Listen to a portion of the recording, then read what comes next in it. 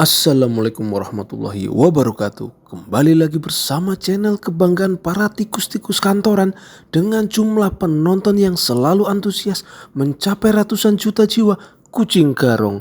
Akan tetapi pihak YouTube cuman menghitung penonton manusia saja. Ya sudahlah.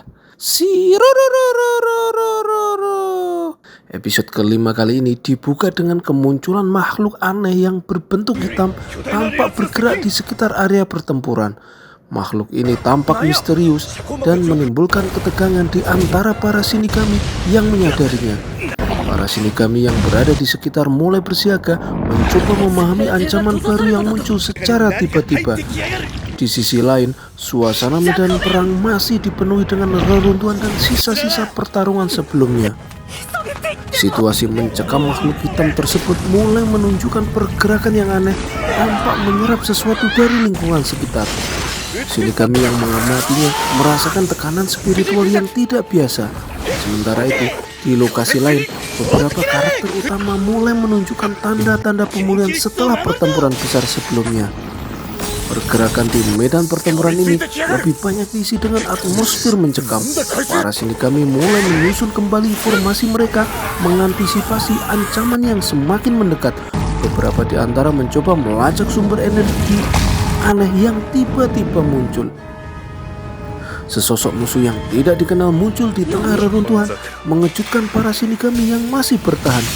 Sosok ini memiliki aura yang kuat, membuat beberapa Shinigami merasa terintimidasi. Renji dan Rukia yang berada di sekitar segera bersiap untuk bertempur, menyadari bahwa ini bukanlah lawan biasa. Percakapan yang menegangkan alih-alih langsung bertarung, musuh tersebut mulai berbicara dengan Renji dan Rukia. Ia menyampaikan pesan yang membingungkan, seolah-olah mengetahui sesuatu yang lebih besar sedang terjadi. Renji tanpa waspada, sementara Rukia mencoba menganalisis kata-kata musuh mereka. Percakapan ini penuh dengan ketegangan, karena musuh tampaknya memiliki tujuan yang belum sepenuhnya terungkap. Di lokasi lain, Aizen muncul dari bayangan dan mengeluarkan hadu tingkat tinggi untuk menguji kekuatan spiritual lawannya. Gelombang energi besar terpancar, menciptakan tekanan luar biasa yang dirasakan oleh semua yang ada di sekitar. Para Shinigami yang menyaksikan dari kejauhan merasa takjub sekaligus khawatir, menyadari bahwa kekuatan Aizen masih berada di level yang luar biasa. Aizen tidak berhenti setelah meluncurkan hadu. Dia dengan tenang melangkah maju, berbicara dengan nada penuh percaya diri. Lawannya mencoba menyerang, tetapi ilusi Kyoka Suigetsu membuat mereka bingung. Aizen kemudian mengaktifkan teknik berikutnya, menguji batas kesabaran dan kewaspadaan para musuhnya.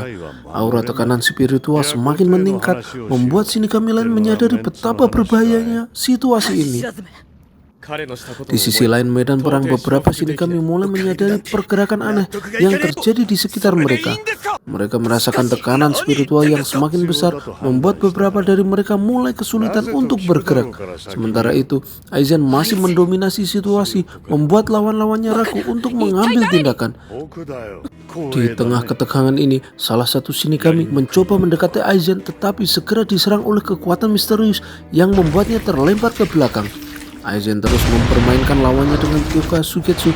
Para Shinigami yang menghadapinya mengalami kebingungan, tidak bisa membedakan mana yang nyata dan mana yang ilusi. Salah satu kapten mencoba menyerangnya dengan teknik Zanpakuto mereka, tetapi serangannya justru meleset dan mengenai sekutunya sendiri. Aizen hanya tersenyum tipis menunjukkan superioritasnya. Sementara itu, salah satu Quincy yang mengamati dari kejauhan mulai menyusun rencana baru untuk menghadapi Aizen. Di tengah pertempuran yang semakin sengit, salah satu Quincy secara tiba-tiba berkhianat. Ia menyerang rekannya sendiri dengan alasan yang belum sepenuhnya terungkap. Kejadian ini mengejutkan rekan-rekannya dan menimbulkan kebingungan di antara pasukan Quincy lainnya. Quincy yang berkhianat ini tampaknya memiliki rencana tersendiri dan berniat memanfaatkan kekacauan di medan perang untuk mencapai tujuannya. Setelah insiden pengkhianatan, beberapa Quincy mulai meragukan kesetiaan satu sama lain. Di sisi lain, para Shinigami menggunakan kesempatan ini untuk berkumpul kembali dan merancang strategi baru.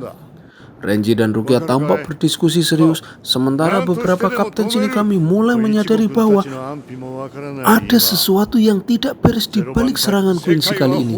Setelah insiden pengkhianatan di pihak Quincy, medan pertempuran menjadi semakin kacau. Garis pertahanan kedua belah pihak mulai retak. Dalam kondisi yang semakin genting, sebagian Shinigami harus mundur untuk mengumpulkan kekuatan, sedangkan yang lain berusaha dengan sekuat tenaga mempertahankan posisi. Dengan situasi yang penuh ketidakpastian, menandakan bahwa pertempuran akan segera memasuki fase baru yang lebih menentukan, meninggalkan semacam rasa penasaran yang mendalam akan kelanjutan konflik. Pada menit-menit terakhir, sebuah momen dramatis terjadi. Ichigo yang sebelumnya pingsan akibat pertempuran sengit secara perlahan mulai menunjukkan tanda-tanda kebangkitan.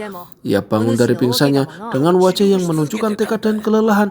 Kehadiran Ichigo dalam kondisi terbangun ini memberi harapan baru bagi rekan-rekannya.